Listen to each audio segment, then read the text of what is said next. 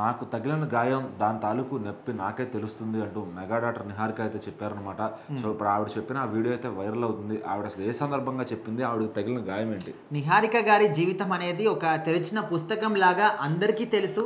తను ఒక అబ్బాయిని ప్రేమించింది, పెళ్లి చేసుకుంది, తర్వాత అంతా బాగానే కలుస్తున్నారు, ఓకే. బట్ ఇంకా సంవత్సరం ఇంకా 2 సంవత్సరాలు కూడా కాకముందే వాళ్ళు మాత్రం ఏవో మరి అంటే ఏ కారణాలో తెలియదు, వాళ్ళకు మాత్రం తెలుసు తప్ప ఇంకెవ్వరికి కూడా తెలియదు. కనీసం వాళ్ళ ఇంట్లో వాళ్ళకు కూడా ఎందుకు విడాకులు తీసుకుంటున్నారనే విషయం మాత్రం తెలియదు. సో మరి ఈ విషయం ఇంకా ఎప్పుడు కూడా తను బయట పెట్టలేదు.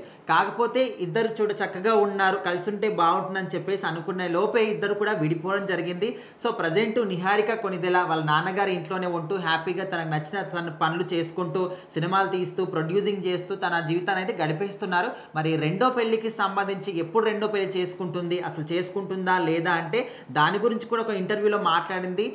నాకు తగ్గట్టు అబ్బాయి దొరికితే, నా ఆలోచనలకు తగ్గట్టు నన్ను అండర్స్టాండ్ చేసినటువంటి ఒక మనస్తత్వం గల అబ్బాయి దొరికితే డెఫినెట్లీ చేసుకుంటా అని చెప్పేసి కూడా చెప్పింది.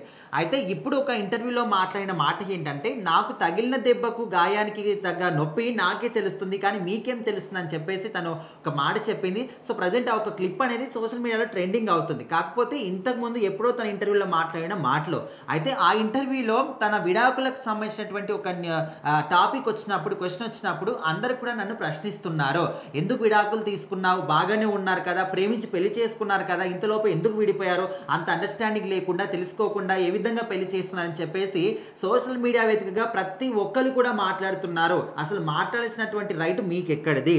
ప్రేమించడం కానీ, పెళ్లి చేసుకోవడం కానీ, విడిపోవడం అనేది కంప్లీట్గా మా వ్యక్తిగతమైంది, మా ప్రైవసీకి సంబంధించింది, ఓకే. మా సినిమాలకు సంబంధించి మా ఫ్యామిలీ వరకు ఓకే. బట్ మరీ మా పర్సనల్లోకి దూరి కూడా మాట్లాడాల్సినటువంటి రైట్స్ మీకు ఎవరికి కూడా లేవు.